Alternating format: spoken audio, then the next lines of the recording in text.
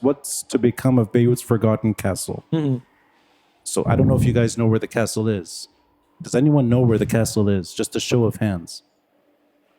One person maybe. Muhammad showed it to you. Okay, Yes. does anyone know where the castle is without Muhammad literally taking you there? That's great. No one knows. See, this actually, it's the whole story.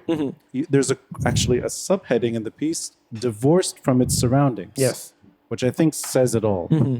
If you guys know where Nahar is, Benayt al-Nahar, it's literally just further north between Nahar and the sea. It's standing. You can't access. There's just a wall left today, Yeah.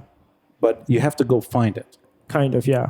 So I actually went to find it before they put those plaques on to explain what it was. And I didn't think people really cared that this was the remainings of a castle. What took you to write this piece? Well, so just the way it started is I was looking for stamps because I was doing some paperwork and stuff in downtown Beirut. And then I just looked everywhere for anyone who was selling, but I ended up finding this, I don't know, this basically relic or giant ruin in kind of behind the Nahar building, behind Foch Street. And I just tweeted about it. And then I think you and I interacted a little.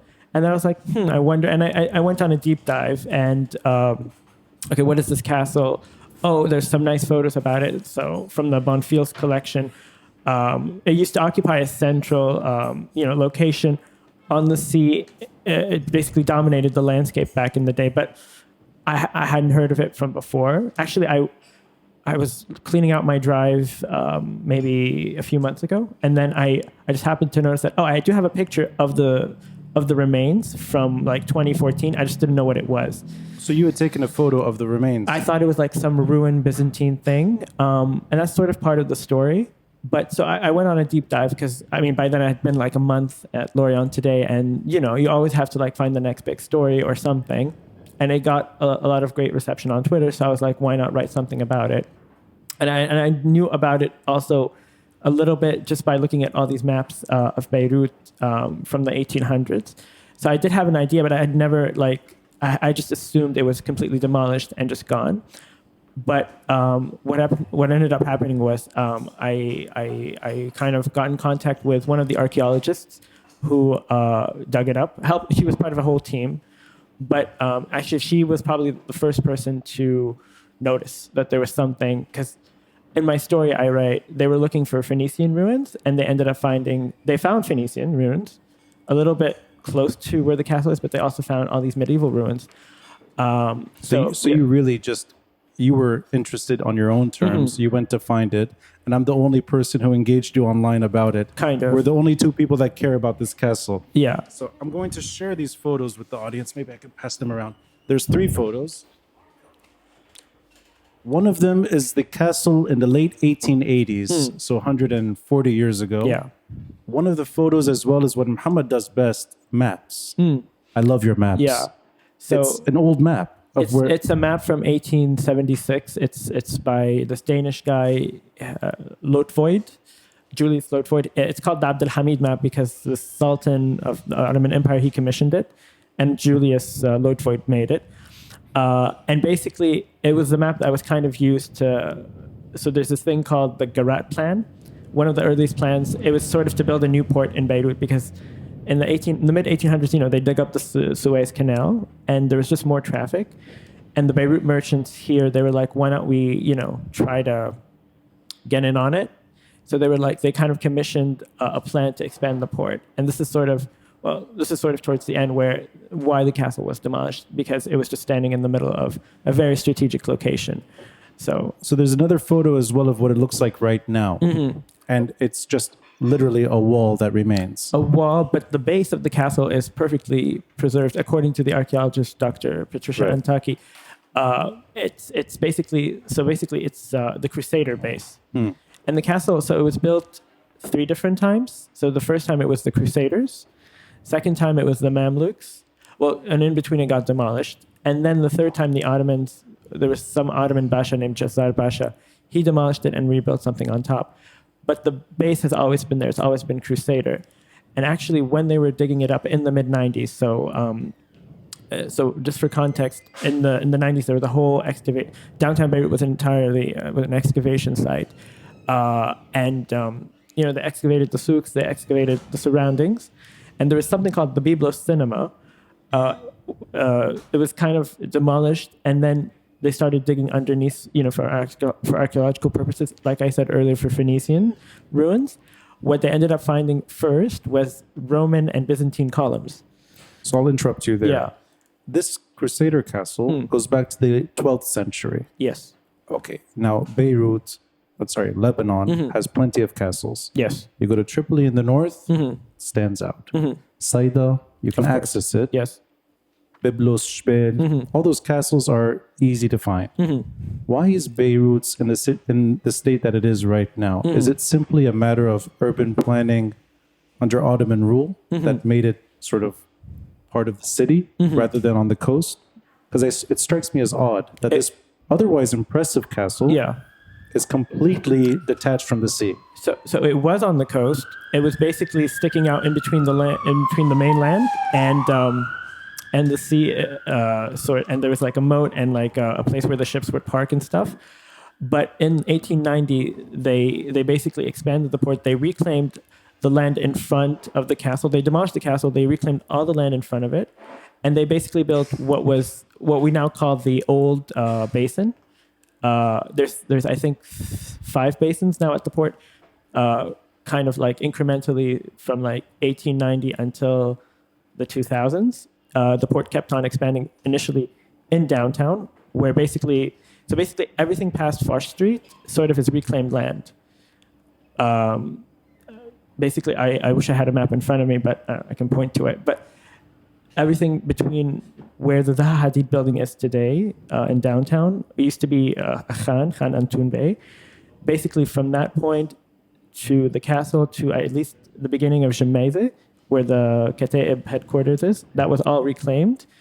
And that's reclaimed under Ottoman rule. It was a French company who did it, and they commissioned the Ottomans commissioned a French company on the advice of Beirut merchants, who. So the castle was just strategically located in a way in the wrong place while Beirut was expanding. So you mentioned this briefly in the article that there's no pushback towards land reclamation, or for that matter, the destruction of the castle. Locals seem kind of, in a way, they don't care. Yeah, so that was the impression I got from Jens Hosman. He's a professor at University of Toronto. He did this really amazing book about, the transformation of Beirut at the turn of the century. And he kind of looked up a lot of this stuff in the Ottoman archives and in newspaper archives that most people, at least from these sources, didn't really seem like, oh no, we're demolishing a castle. It's super old. There was no like protest or pushback against it. Yeah. But he did say something about a French engineer kind of lamenting, oh no, we can't just destroy history. A French engineer working on the site. But that was basically it. I would have to go back in time to figure. I wish, that would be nice. So if you were to predict why this city loses its castle and no one really cares, is it because the port is so much more important and that there's a economic gain that's sort of overtaking any nostalgia for a derelict castle? Because it's weird. Beirut loses its castle long before war. This is a urban planning decision. That's something I want to find out.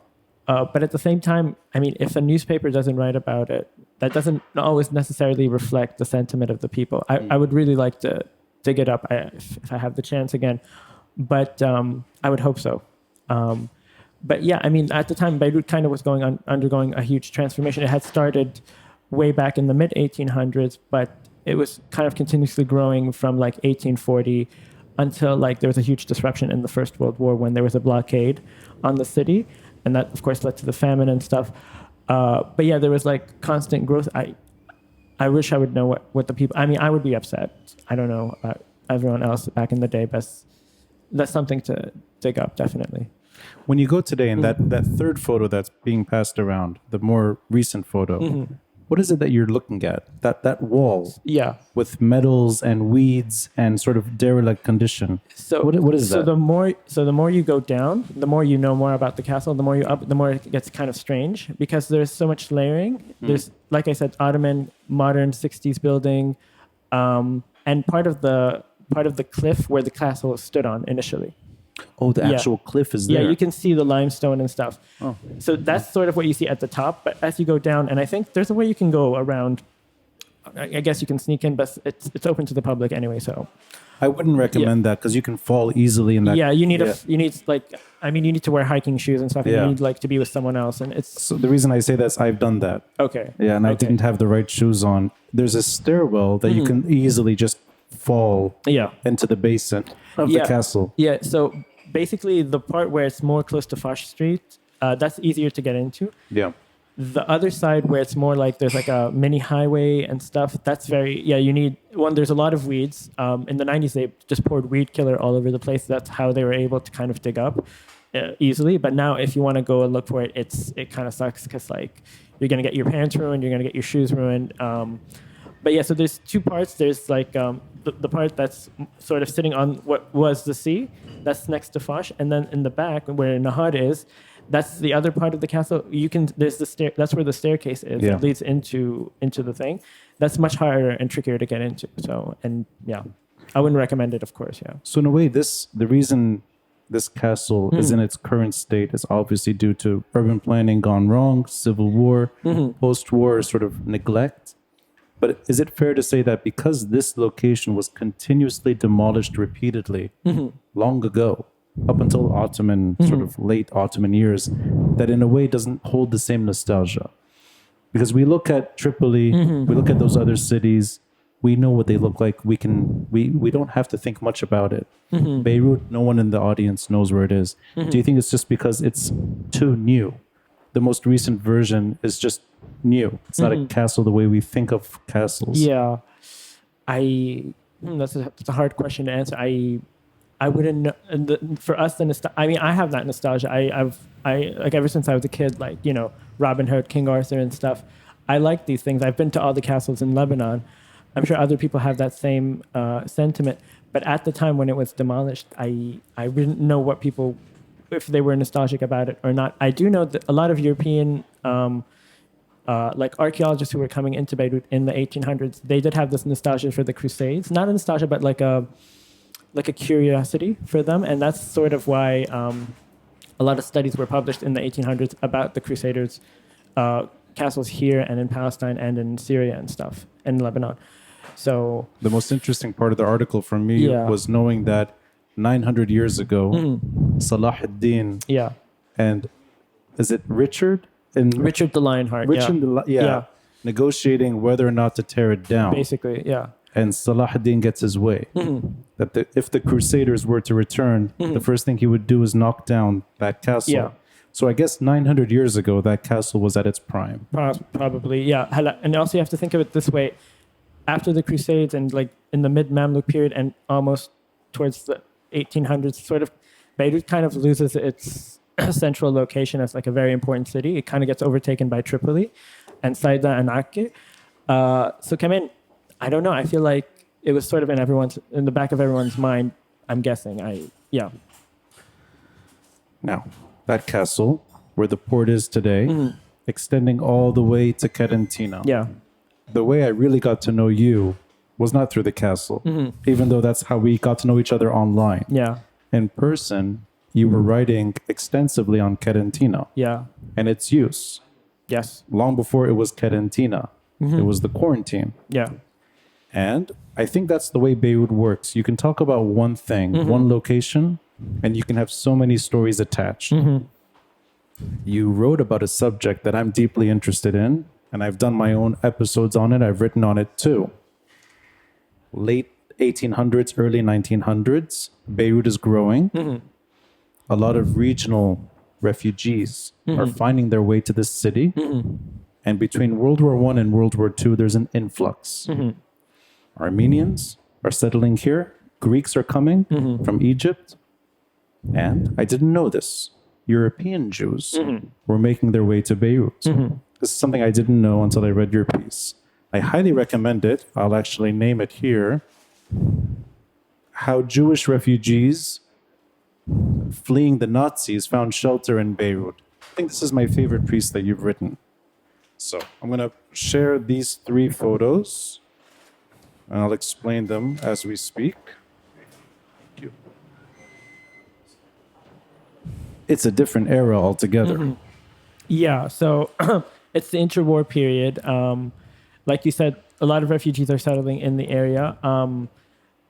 Not just the Armenians and Greeks and others, but also in northern Syria, where kind of Antakya used to be.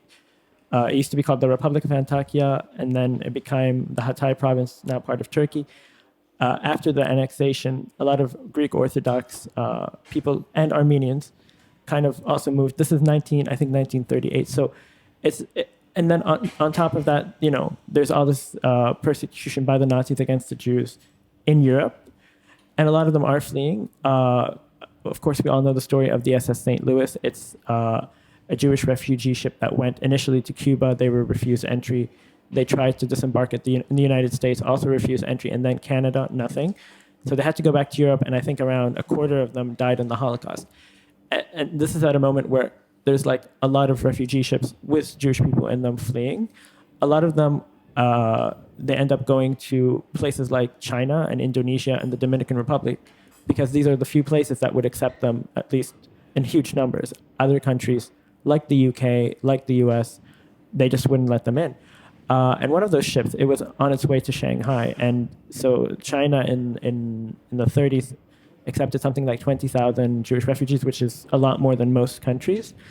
They were on their way to Shanghai. They initially, a lot of them initially left from the Czech Republic, or what was then known as Czechoslovakia. So Hitler invades, he conquers the Sudetenland, which is the German part of Czechoslovakia, and then he basically annexes the whole country. And a lot of Jews flee. The 2 ships that come to Beirut, a lot of them are from that area, and like some from Germany. The one I followed for the article, it's the SS Frosula. That photo is actually taken from the ship, and it's a photo of the quarantine as the ship is entering Beirut. Yes. So it's approaching There's Beirut. 2 photos. There's a group photo of all most of the passengers at least.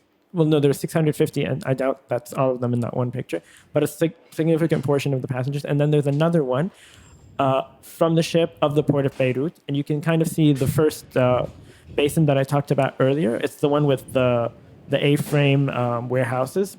Anyways, so there was a photographer on the ship, him and his girlfriend and her family. The girlfriend, her name is Marta Steiner. She died, I think, in 2019. She was 107. So not to spoil the article, it's not just a story about Lebanese Jews, European Jews making their way to Lebanon. It's the story of a woman that lived through modernity. Yeah. I mean, 107 years. Yeah. And she was here in the 1930s. Yes. And just to emphasize, I didn't know this thanks to this article, 1,200 European Jews made their way to Lebanon. Yes. Now, in comparison, sorry to interrupt, Lebanon, local population, I checked the census in the 1930s, there were 7,000 Lebanese Jews. Okay. So that's quite an increase. 1,000 European Jews making their way to Lebanon. What I appreciated about the article is that you focused in on French reluctance. It's not only Lebanese sort of concern, it's the French trying to make this go away. Kind of, yeah. And the British too, in Palestine, trying to restrict quotas. So it's a ship of European Jews that are stuck in Beirut's Quarantina. Yeah, so what happens is they leave Europe through like a port in Romania. I think it's called Salina, the port city. And then on the way to Shanghai, like this illness breaks out. It's not really clear what kind of disease broke out. And they try to dock in, I think, places in Turkey. They're not allowed. They try to do it in Tripoli, also not allowed. And then towards the end, in Beirut, they also signal to the port, okay, people are sick, they should smoke. And this one, I think, Quaker missionary, Daniel Oliver, he actually advocates for them to be, released, and as like a middle ground solution, at least put them in the quarantine, which is where Quarantina is today. It's where the Quarantina hospital used to be. Now it's a military base. The hospital kind of moved down one block, but whatever.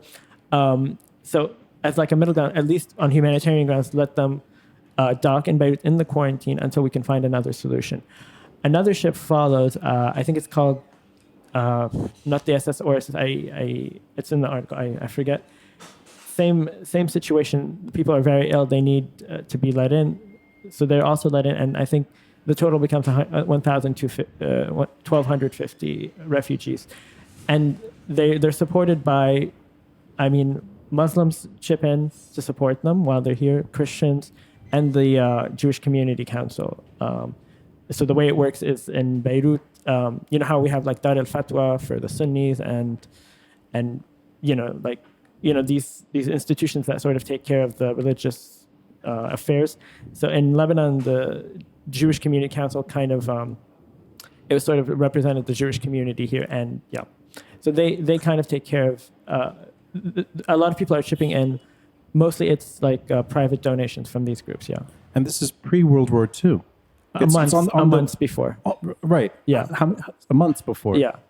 So you have European Jews fleeing Europe, and they're being not allowed in most places. Yes. And really, by chance, Beirut opens its doors to European Jews. I think this story is fantastic. And I also like that, very quickly, it's Vichy France. Yes. It's German-occupied France. Yeah. And you even mention it that there's a detention center installed in the mountains. Yes. Meant to restrict European Jewish movement in Lebanon. Yes. So It's the Lebanese that say no. And this is in the 1939 or 1940, I think. So basically what happens is France falls to the Nazis, the Vichy government is installed, and they kind of take care of all their like colonies abroad and mandates and stuff. They try to establish some kind of like concentration camp in the mountains, not for the local Jewish population, but for the European ones. Right. And of course, the local Jewish population did feel threatened by this because, it's like sets a precedent, a very dangerous precedent. What happens is there is local opposition to it, but at the same time, the British, specifically the Australians, they invade Beirut and they basically take over the mandate, and they basically give it, they jointly administer it with the French Free Army. And this came in as another interesting fact. The French Free Army, they had a lot of volunteer soldiers who were Holocaust survivors. And I wish I brought this picture with me. There's this one Holocaust survivor who basically fled France to Morocco and ended up in Lebanon. And I did post this on Twitter.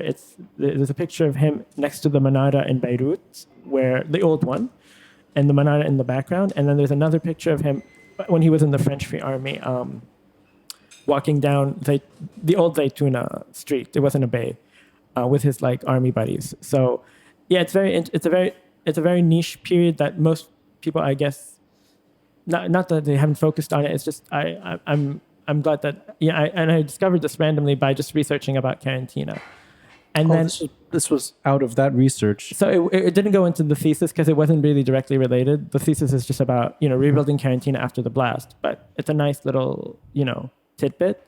And then I don't know.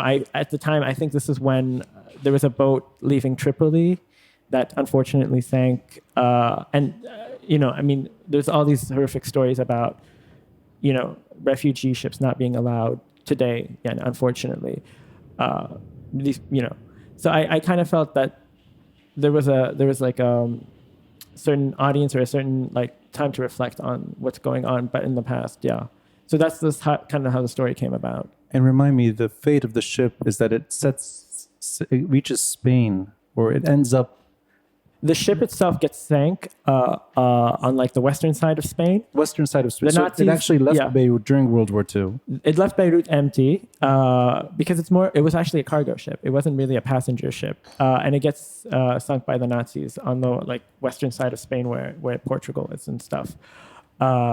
The actual passengers, I did try to look up what happened to them. So after World War II starts, the British start letting in like volunteer conscripts from like the Jewish population, and then at the same time a lot of people like start crossing into. So what happens is there's another ship called the Tiger Lily. It picks up the passengers who were in the quarantine, and they were in the quarantine for about a month and a half, and then it takes them to Palestine. The passengers themselves, I did kind of look up in the Holocaust Museum. They kind of keep track about where all the passengers went and stuff. A lot of them moved to Australia or the United States, like Marta Steiner, and she moved to California in 1947 with her husband.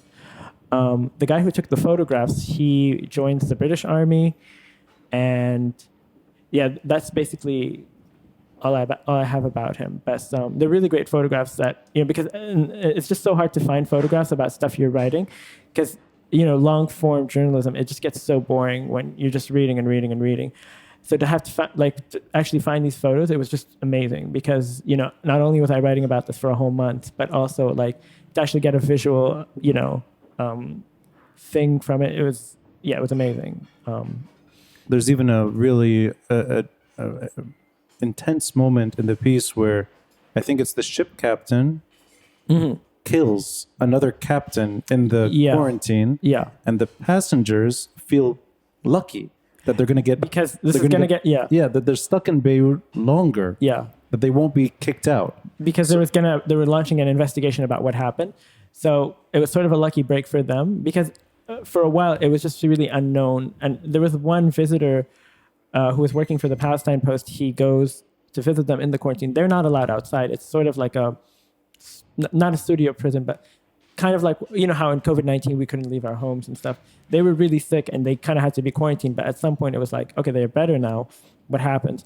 But yeah, so a journalist from the Palestine Post visits them. And I think he writes something like they're left to their fate, or their fate is unknown. And it's scary because, as they go back to Europe, they'll be killed. And they're, in a place where they don't really know much about. And one of the pictures, it's actually very nice. Someone sends them a postcard from, I think, Brazil or something. And I don't know how letters work today, but it's the P.O. box, I don't know. It's basically says the ship, and then it gets delivered to the quarantine. So I thought that was very cool. Yeah. What I really appreciated from the article is it's a small chapter. It's a window during the French Mandate where Lebanon is more hospitable to European Jews than the U.S., than South America, Cuba. All these ships are getting rejected all over the place. They're getting rejected along the Mediterranean. They get rejected in Tripoli, but they find shelter in Beirut. Yes. And they write about how they feel better in detention in Beirut than anywhere they've been. Yeah. And that also extends post-World War II. It's not in the article, but it's a segue to the next article. So you have an increase in Jewish population in Lebanon. Yes. Pre-World War II, but it's European Jewry. Post-1948, post-Israel, Lebanon's Jewish population grows rapidly. And I checked the numbers again just to make sure. The numbers go from roughly 7,000 to 17,000. Yeah. So these are Syrian and Iraqi Jews that prefer coming to Lebanon than Europe, then to Israel, and then onwards. That small chapter, I think, late 1940s, early 1950s, is really that small window of time that plays a big role in the next piece.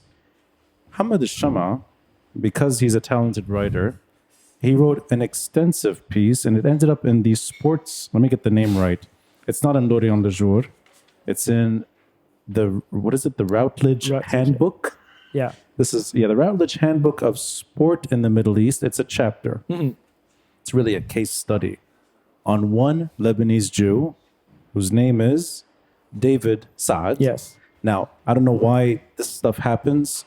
I was interviewed by his brother, Gad Saad, and I never made the connection. Oh, okay. I had no idea it's the same family. This is maybe 7 or 8 years ago. I was on his podcast talking about this history, and then you're writing a story about his brother, about his story, and here we are talking about two different Lebanese Jews. Yeah. It's a strange connection.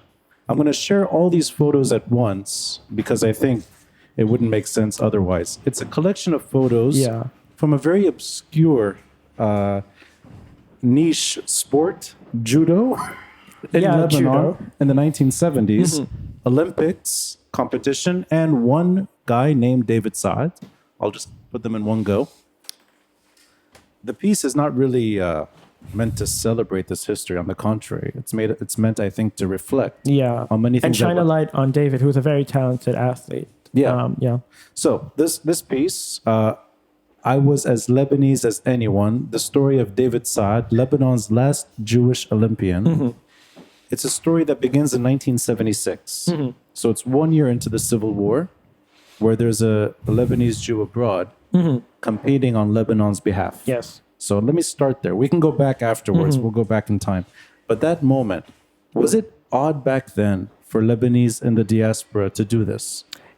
Kind of, yes. It was actually, so Lebanon, for context, has recent history of just kind of utilizing diaspora members from abroad, the US, Brazil, etc., to compete on its behalf in the Olympics. And usually it's athletes who, for one reason or another, couldn't qualify for, like, for example, the US team or the Brazil team or the Germany team. I don't know. So this has kind of become normal ever since, I think, the 2000s. And Dr. Daniel Reike, who edited the book, he's done extensive research on this. But this one, it's pretty niche because it was sort of, diaspora recruitment wasn't really a thing, at least in Lebanon at the time. And he, I think, would probably qualify as probably one of the first to be recruited from abroad. But unlike today, it's mostly people who are second generation or third generation Lebanese. He's first generation. He was born and raised in Lebanon. But what happens is, Lebanon's in the middle of a civil war. It's year one. You can't basically cross from, I don't know, Hamrat al-Jammeze or Ashrafiyya, let alone whatever, Zahle, which two of the athletes, I'll mention them later, kind of come from. The airport's always closed, or it's closed for like a really long period and then reopened. So, Lebanon, there was a chance that Lebanon couldn't send a team to the Montreal Olympics, the Summer Olympics. Something kind of similar happens a few months earlier for the Winter Olympics in Innsbruck in Austria, where they just can't send anyone from Lebanon. I think 4 people had qualified. They can't send anyone. So they can't because the airport is airport's inaccessible. Closed. Yeah. Or like, let's say I live in Saida and I can't get there. Right. For whatever reason, there's a checkpoint, whatever, or there's a gunman, I don't know, or there's a little skirmish. And when I come back, how am I guaranteed that I'm going to go back home? So it's a lot to take in. So for the Innsbruck Winter Olympics, they can't send anyone. So basically 4 people are stuck in Lebanon. They can't compete, which is huge because this is your career. So Farida Rahmi, who was a skier, she lived in Frankfurt. She qualified earlier, and she was basically the only person to represent Lebanon for the Winter Olympics that year. I think since then we've had around 2+ athletes, but like for once we only had one person, which is crazy. And there was actually, speaking of the Washington Post, there was a Washington Post article about her from the time, and no lone athlete represents Lebanon or something. And I did try to get in contact with her, and I forget her name. She's a runner for Lebanon. I think her name is Aziza Spaiti. She's trying to get in contact with her best. We're looking, if anyone knows, Farida Rahmi in Germany.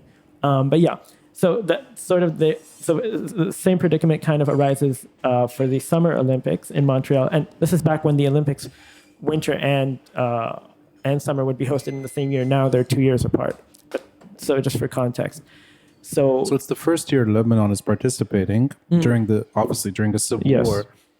You cannot send participants here, but just for context, it's 1976, and this is where maybe the backstory kicks in.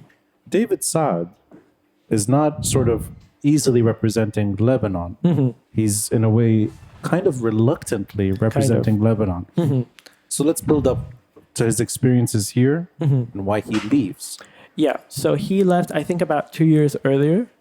So in Lebanon, it's if you play a sport, you have to basically answer to whatever federation, like the football federation, basketball federation.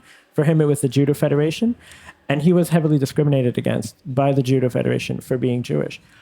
Specifically, like in international competitions, he would not be allowed to play against whatever country or whatever. And it kind of hinders your career as an athlete. Like if I can't compete and move on and whatever, then I don't have a career. So, and it's not, he's sort of like, it's not because he can't beat or he can't play or he can't win. There's some Lorient articles I'm circulating that shows that he's number 1 and he shared these with me. He still has them clipped and stuff. That he was number one in this competition, local competition here, and that he was qualifying for these international competitions. But so he ranked first in Lebanon. Yes, but he was being discriminated against despite ranking first. Yes. So how would he participate? So either they would tell him not to, or when he at some point in '74 he moves to France, and then there's like competitions in France. There's the World Judo. I think it's called the World Judo Competition or the World Judo Championship in Austria. And there's no one to represent Lebanon. This is before the Civil War by a little bit. So he kind of convinces them, and him and his friend, I think he was also a big judo player. He's Ashab, I forget his name. They sort of, he's not going to play against an Arab country. He can represent us there. And so he does. Sorry, he'd as stop a lone athlete. as long as he's not playing against an Arab country, yeah.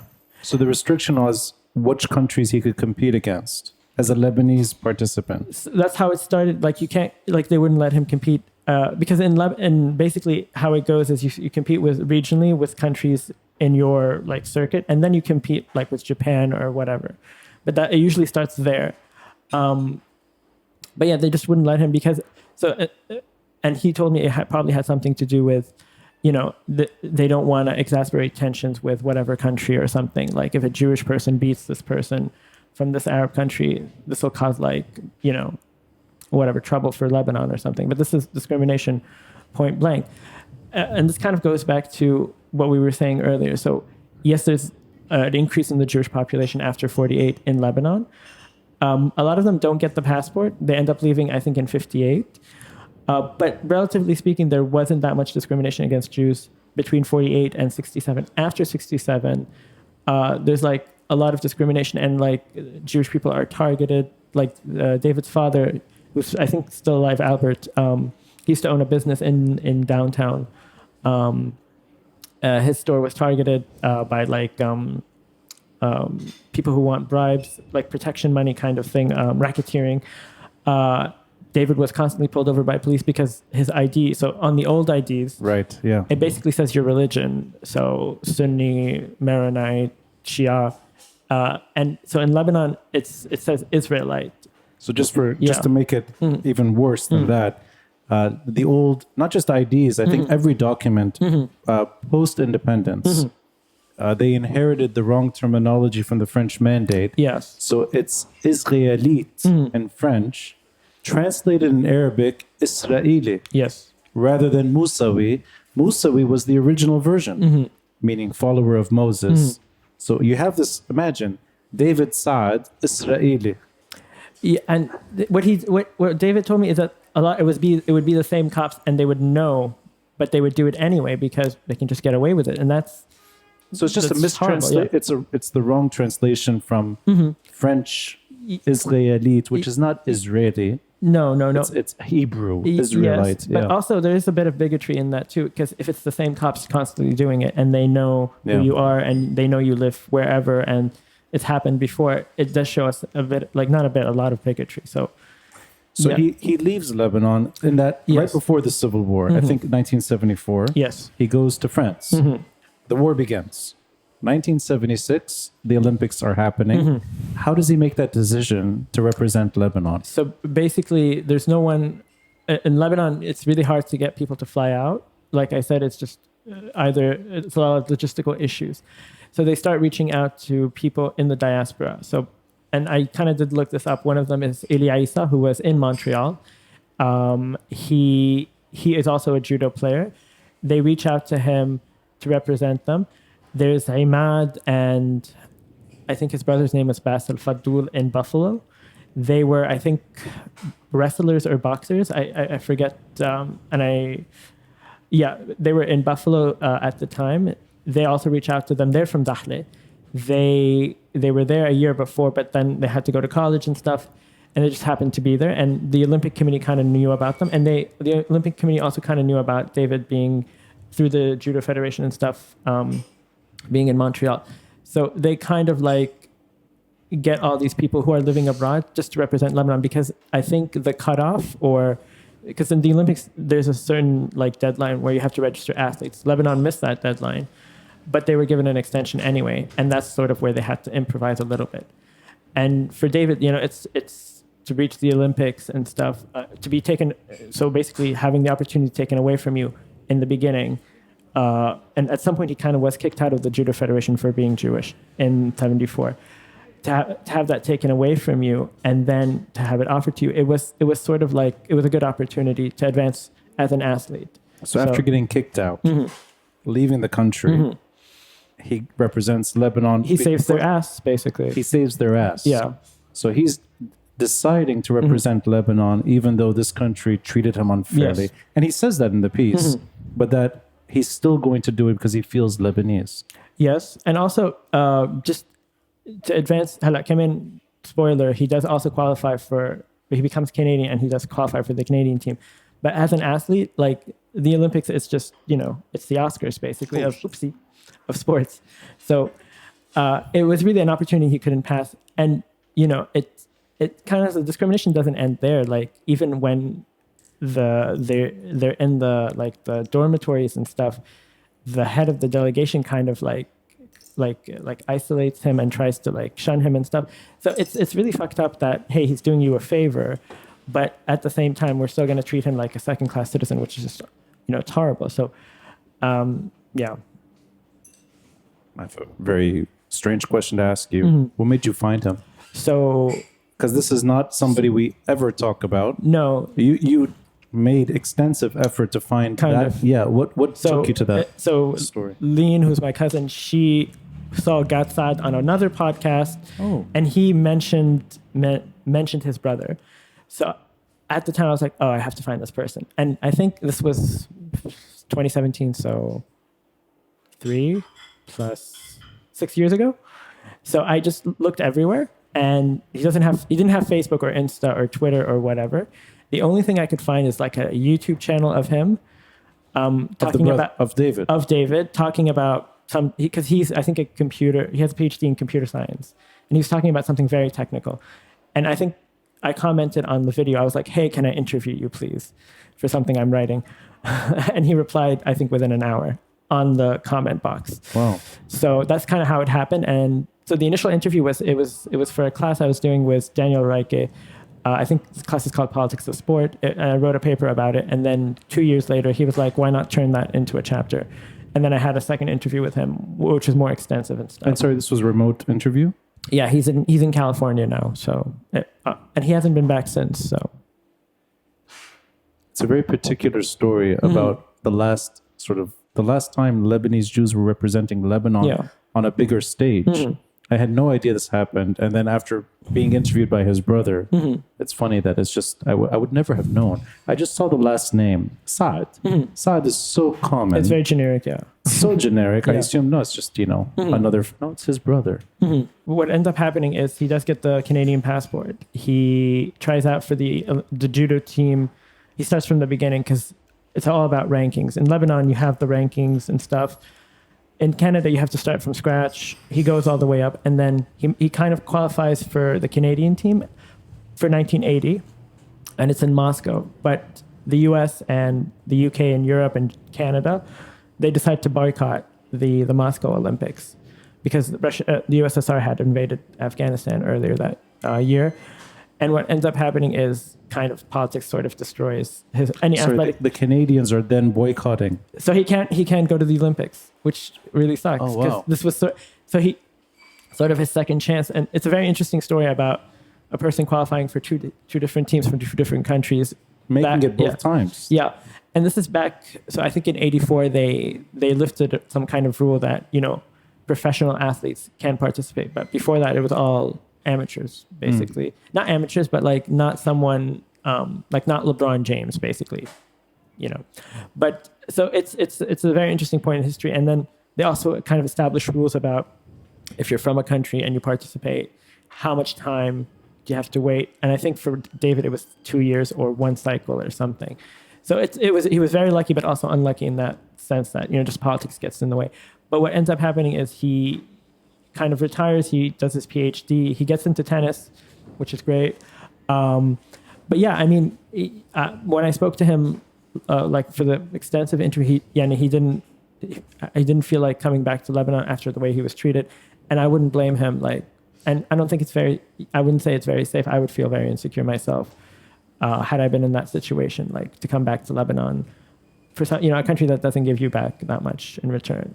Let's be real. So, And did he say that he still feels Lebanese when he was talking to you? Or has it become Canadian? oh, he's become American too. He's American. Oh, I see. Yeah. But so the thing. In other words, was there any nostalgia with the way he was talking about this country? I mean, he does remember Hamra, and he asked me about it. And I was like, yeah, I live in Hamra and stuff. And he went to IC, and he kind of asked me about Wadi Abu Jamil and stuff. And yeah, I guess there is a sense, but yeah, I wouldn't, I can't give you 100% answer on that. But yeah. The reason I'm going down that road, in your article, you mentioned several names of kidnapped Lebanese Jews in the 1970s, again, by complete chance. His name was Albert Aaliya. Yes, yeah. He was a Mukhtar in Beirut, a Lebanese Jewish Mukhtar. His daughter, her name is Gabrielle Aaliya. I did 2 episodes with her. Yes, yeah. And I just, it's such a small community and everyone knows each other. And she's in her 80s. Oh, okay. But the way she talked about Lebanon was very, very romantic. There was a lot of nostalgia, deep nostalgia for the country. And she's not returned in over 50 years. But I always sense it's the next generation, which is really David Saad's generation, that has a bit of distance. That they don't I think they experienced the uglier side, meaning that just as the civil war is erupting, and then he's gone, and that doesn't come back. But yeah, so come in so when I said when the title says I was Lebanese with anyone, I think he was just saying that he just felt it was so unfair to be barred from participating, but he also felt, hey, I'm as Lebanese as you or her or whatever. Why can't I play? So that's sort of where that title comes from. But also kind of, and I think God also talks about this in his book about his parents. They at some point they come back, I think in the 80s or something, and are kidnapped and almost die. So that's a very horrific thing, to experience as your family is kidnapped and are going to get killed unless. So I don't really blame him for not wanting to return. So, and not feeling a sense of nostalgia for Lebanon. So, as somebody who doesn't really know much about sports history, I thought it was fun to read. It's a shame that it's not so easy to find online. You were generous. You provided the PDF file. Yeah. So I think you should do that to anyone that wants. I need to figure out a way to post it on. It's copyright. It's quite expensive to buy, but yes, the PDF file was free. And I think you can get it for free on Google Books, the whole chapter. So come in. I think we can post a link for that. So let me ask you then a different question. Sure. Now that you've left Lorient Le Jour, I think they're upset about this, by the way. Neve is there. Yeah. And now that you've joined hands with the Washington Post, okay, you've made a big jump. There's a sensitivity to your writing that I appreciate in everything you've written at Lorient today. And I think sensitivity is the right word. Everything you talk about, there's an emotion attached to it. Now, maybe that's sometimes frowned upon in featured pieces, but I think you do it on your terms and you do it well. Every episode I've done with you, and we've talked about so many things, there's always this hint of you're feeling the place's pain. And it can go all the way from Al Khadr Mosque in Maram Khair, which I didn't know about until I read it through you, to Karantina, which you wrote about years back. Also, the way you talk about things that are happening now, like the Samir Asir fountain, that was sort of, there were kids jumping up and down in the water was drained, the kids were kicked out. I think everything you write about, there's almost like you have the city's, I don't know, feelings embedded in you with the way you write. So, is this something that comes naturally to you? Because you're an urban planner, you study maps, you referred to yourself several episodes ago as a geek. And like a profound geek, but not a geek about other places. It's really about Beirut. So it's a huge question. Why do you love the city so much? Especially since you're a bit younger than me. You've only seen the bad stuff. Yeah. You've grown up in the worst chapter of modern Lebanese history, but you've attached yourself to the story. So I think I think, there's a better version of Beirut that we can all achieve or live in or whatever. So, and when you said like there's I do see a profound sense of loss, but only because sense of loss. Yes. I only see that because I just see the place getting worse and I know it can be better. And I'm not nostalgic in the sense that, everything was better way back then. But I know that there are some instances in history where, stuff wasn't always like this. And that's sort of why we use history. It's more used for the present's sake than it is for the past. Like, it's not just, I want to know when this person was born or something. It's about, there's a lesson in everything. But yeah, so I do feel like the city can be a better version of itself. And that's kind of why I write about like these issues and stuff, because I'm kind of saying, I'm lamenting, no, this is something bad that's happening. But obviously I can't make recommendations or anything, but it's in the hopes that things would get better soon. That's not really answering the question, though. Okay. Yeah. No, really. Where does the love for it come from? The love for it. And then I'll make it. Yeah. I'll be more specific. Yeah. I mean, we all drive on the ring every day. Yeah. The Fuad Sheb Highway. You wrote about it like it's a living being. Yeah. Its birth. Yeah. Its prime. Its expansion. Its death. Its reconstruction. But you write about a highway bridge. Really like it's a person that you know. So that kind of relationship to the city. But the love, I guess, for the city, I don't know where it comes from. I think, I did live in Saudi Arabia for so long, and I moved here and I was like, and this is 2009, and I think the first time I saw you, you were giving a tour in downtown. And I was kind of impressed with whatever little snippets I heard. I didn't want to join because I was like, no, I didn't pay. I don't want him to. Lebanese came for free. That was my policy. I didn't know that. Always. But I think that's why they would join the tour. Yeah. Just having, to learn so much or to catch up about, because and then I didn't live in Beirut. I lived in Burman after I moved back, and then I lived in Beirut when I went to AUB. So I think it was just catching up and just having to learn so much. And I guess that's where the relationship comes from, I guess. Just the curiosity, the profound curiosity. And it also comes from like professors like Munafa was, or Robert Saliba, who passed away, unfortunately, late last year. They kind of have this, what's the word, curiosity that just needs to be, and I think that's what drives me, the curiosity. And that's where the stories come from, really. You mentioned loss. Yeah. I think that's where my love comes from. It's watching things that I love disappear. And it makes me love Beirut more as a result. But it's usually the reverse feeling that I should have. If you lose something, you should love it less. I end up loving it more. And you're writing in a way, even though it's more recent, but everything you touch is always on that issue as well. I didn't really appreciate that. You're talking about a city that has lost its way. You always refer back to urban planning too. But there is that element of loss. So is that a fair sort of, is that really the source? You're seeing something you love at a younger age also disappearing? Kind of, yeah. Because, no, Beirut was never perfect. And before the crisis, it wasn't perfect. It's just going down the wrong path. It's just constantly breaking down. And it's like, it's sad to see this happen when, that things can be a different way. So I guess, I think that's a fair assessment. Yeah. Well, next time I'll do a proper therapy session with you. No, Mohamad, thank you for letting me touch on new subjects. I'll save enough time for the Q&A because we can talk about other things as well. This is not obviously all that you write about. In the 3 episodes I've done, we've covered some 12 articles. Yeah. So I didn't want to repeat anything tonight, but Q&A, we can open it up. So, Mohamad El Chamaa, thank you. Thank you. Thank you, sir.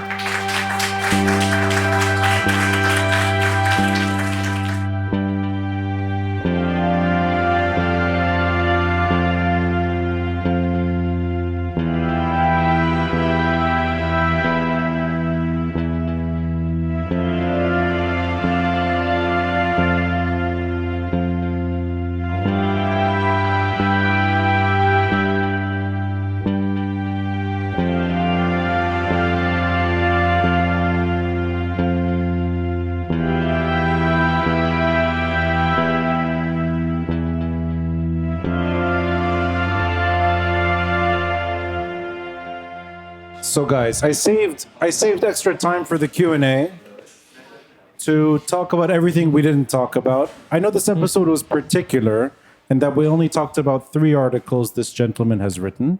He's written so much. So ask him whatever you'd like about urban planning, sports history, journalism in general,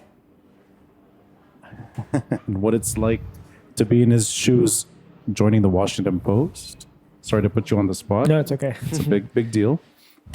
Anything you'd like. And to be honest, my favorite questions that I've asked you have been about transport, public transport, the tram, the train. I always go back in time with you. So really ask whatever you'd like. There's 2 mics if there's any questions up front. The gentleman in the back, I think his name is William. I have 2 questions. Is that okay? Ask 3. Okay, well, just 2 actually. Okay, fine. How is one urban plan in the city is kind of chaotically built as Beirut? That's the first question. And the second question, there was a really brilliant article you wrote about a small village in Shuf, which had become a crypto mining space. Can you kind of tell us a bit more about where that is right now and what's happened since you wrote the article? Okay. So the first question, I think, so in the olden days, they used to do like huge master plans for an entire city and its surroundings. You know, these, it would be a top-down kind of thing, and they would just come in and they would do their like, they would do the lay of the land, and then from there they would produce a plan. I feel like nowadays it's better to go at it, I guess, neighborhood by neighborhood, get a feel of what the people want, go bottom up. And I don't know, just prioritize a few things, mainly walkability, affordable housing, public space. That's, we're in desperate need of that. Start small. I guess that would be my, answer in a nutshell. The other thing, so how that came about, it's so funny. So the guy who kind of pioneered it, I was a teaching assistant at AUB at the architecture department. He was one of my students, I guess. I wasn't teaching, I was just, and that's how I kind of got to know him. And then over COVID, he kind of started doing a lot of crypto mining in his hometown in the Shuf that has a lot of hydroelectricity.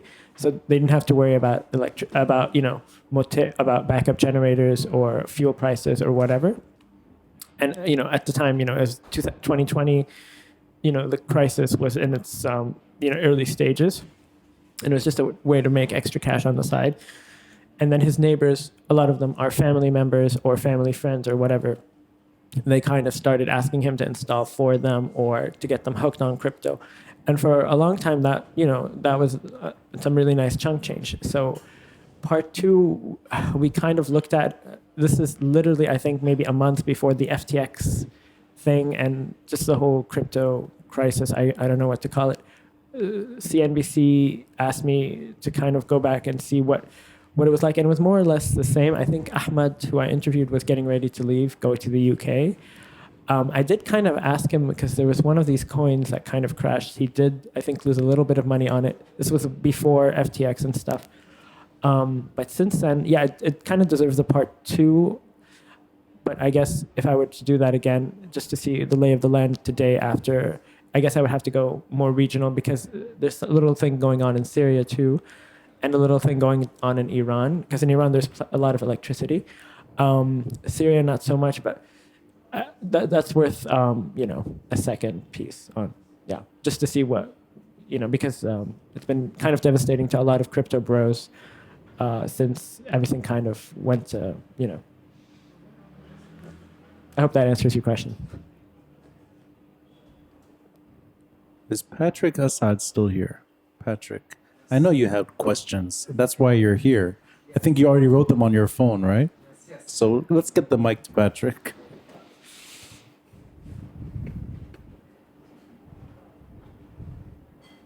I would like to ask a question about urban planning in Lebanon. Sure. Despite that most of urban activism and even most of the studies are centered and focused on Beirut, We have witnessed a huge deterioration in the urban fabric of Beirut because we couldn't win the battle against real estate developers and against corruption. Do you think it is the time now to work at least in parallel and to have the activism on other cities such as Tripoli, for example, which is a conserved anthropological and social and architectural museum? Do you think it is the time, and do you agree that Beirut is overly focused on it? Well, no, that's a good question. Yeah, you're right. There is a lot of focus here. I guess mainly because a lot of the universities and a lot of the researchers tend to, concentrate around here. In Tripoli, there are a lot of there is something going on, at least in the old part and next to Tel Square and stuff, where a lot of the architectural vernacular is kind of similar to Jemaise and stuff. And I'm sure you're from Tripoli, you've seen it there. There's some kind of a movement to help preserve the heritage there. And I know Robert Saliba, who I kind of mentioned earlier, one of his students who is from Tripoli, he's a professor now, I think, at Belamend. So Elba, the university, also is part of Belamend. They have one also in the north. He's kind of spearheading something there. I do think that when it comes to activists and stuff, what they do is, it's amazing work, but the burden shouldn't be entirely on them. We need like state institutions to help, be the referee. It can't just be, people from like nonprofits, because, unfortunately it's there needs to be, like a third, kind of thing. Yeah, I mean, to help, tell people that, no, you can't infringe on this. You can't lock up a park after, 3 o'clock. If you want to build a condo in this area, in this prime area, a certain percentage of it needs to be below market so that everyone can afford to live here. We need state institutions. And I do think, activists, they help push things in the right direction. But the burden shouldn't be entirely on them. I mean, at the end of the day, we're only human. And in other countries, I'm not gonna compare, apples and oranges, but you can have a healthy economy and stuff, and you can have a mix of reasonable amenities and pushback against I guess developers who kind of want just to cast everyone else aside. So there can be a healthy mix, but you just need the right referee. So yeah. Thanks. Samer, did you want? I did have a question, but I kind of got lost somewhere. Okay, so just to jog my memory a little bit. So we talked a lot about, well, your article, from what I understood, the aspect of revisiting the past to talk about the present in a certain sense. So in that regard, with history sort of repeating itself in so many different ways, why is it that our current memory is so blurry?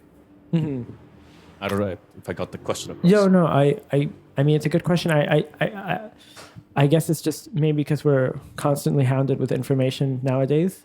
I guess there's a technological shift there, but at the same time, I mean, at least in Lebanon, we have to put up with a lot. Literally, almost 3 years ago, the whole half the city blew up, and I feel we've been forced to kind of get over it really fast, and just kind of forget about everything else that was going on for a minute. It's not just us. It's just the situation we're living in, and I mean, and I guess sort of that's why I wrote my first article, which was about a port blast from 1934. It was because I just randomly found it in the newspaper archives, and I was just like, wow, people forgot about this, and this was when the first backlash against the judicial investigation started, and I was kind of scared that people would also forget about that. So I guess I don't know if this answers your question, but I guess just reminding people of things that happened in the past, kind of it sort of sets out a warning or a beware kind of thing. I guess I don't know if I answered that correctly. Sorry. I'll throw a question. Yeah. So this morning, I found a video from 1991 Yeah. of downtown Beirut. It's a downtown that you can't experience. It's right before Solidaire and it's right after the Civil War. So it's a very narrow window where the Green Line is open and anyone can walk through. They can enter Martyrs Square for the first time in 15 years and walk in with ease or relative ease. There were landmines. There were still streets you couldn't go down. There were checkpoints all over the place. But I was watching this video carefully. It's about 15 minutes long. It's driving into Beirut from the north, so from the highway. It's Habib's father. Sorry? Habib's father. Habib's father? Habib Battah's dad. I think he's the one who filmed it. Oh, no, it was my father. Oh, okay, okay. Sorry. No, it's okay. It's okay. I think Habib must have shared it maybe. He's also from, I think his dad is also from Tripoli. Sorry. Habib, the journalist? Yeah. Yes. He shared a video this morning too. I thought you were talking about No, that. it's the same video. Okay. Yeah, so we're both sharing each other's videos regularly. The video is just a camcorder, and I don't think there's any effort in trying to document. It's just, what the fuck happened to this city? Yeah. And it's 15 years. It's a first visit after leaving Beirut in the mid-70s. So it's someone returning to Beirut 15 years later at a ghost town. So in a way, it's a downtown, and it's the last moments you could see downtown before Solidaire. So it's before erasure. What I was surprised by is not that the stuff that's been removed. The Rivoli's gone, obviously. The Hilton is gone. The American embassy that was once on the Corniche, the remnants of it brought down. A lot of downtown, especially Martyrs Square, is gone. But there are things that are still there. And I want to pick your brain on the things that are still there, like the Holiday Inn. And to be honest, pretty much the same shape. St. George, more or less looking the same. The Opera Cinema, Virgin Megastore. I don't know what it is right now, but what used to be the Virgin Megastore.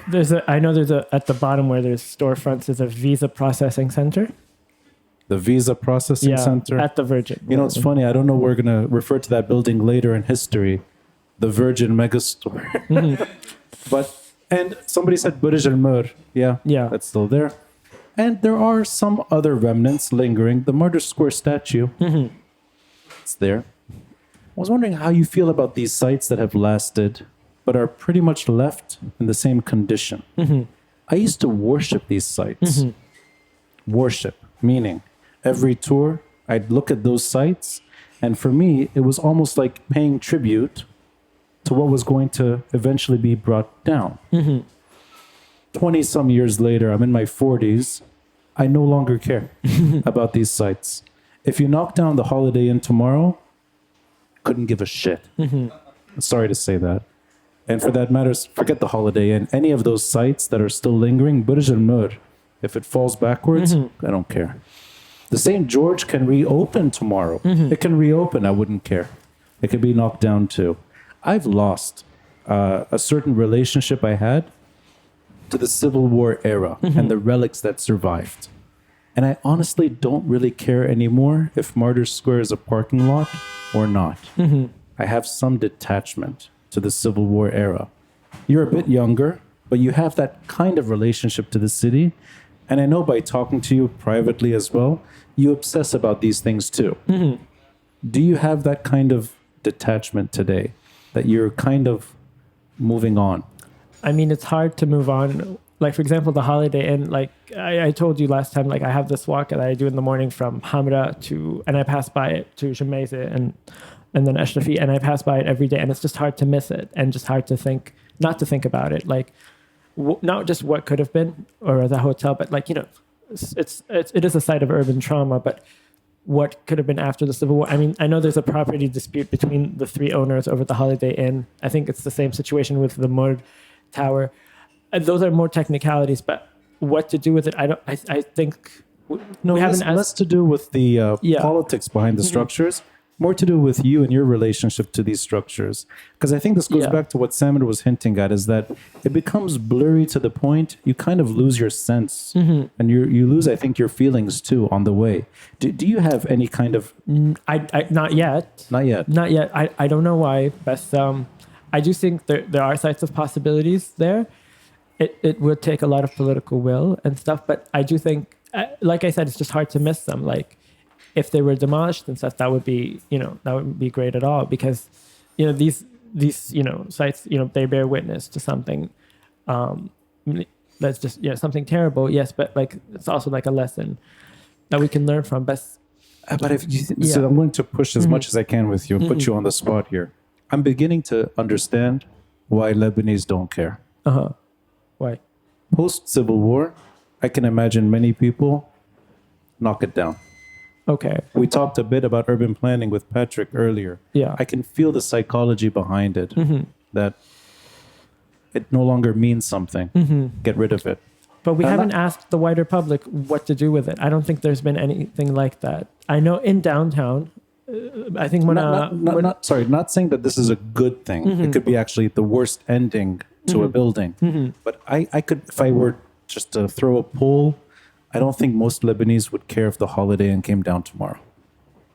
I don't think they have this lessons learned. And the reason I'm going down this road, linking back to what Samer said, I think it's because Beirut doesn't have a closed chapter of anything. Yeah. It's a constant reopening of a chapter, and it's the constant closing of what you think is the end of a story, then it starts again. Your piece about the castle struck me as, even in the late 1800s, Beirutis are like, nah, it's been knocked down before. Yeah. Let's just expand the port. It really, it feels familiar. Yeah, but I mean, I feel like, and the article, I don't know, and this is what I've noticed since then, because I've been back a few times, and I always notice more people there than there were before. So I feel like just talking about it and just opening it up to discussion, it does reignite like something about that's, I guess, lost or forgotten. But, and it I don't know, I think the article's kind of struck a nerve, because every time someone, they always kind of bring it up. I don't know why. But with other places that are like, they bear witness to the Civil War, I don't know. I think this is a larger question. For me, I would care like if they were gone tomorrow, because I do think there are sites of possibilities. It's just we haven't really explored what to do with them yet.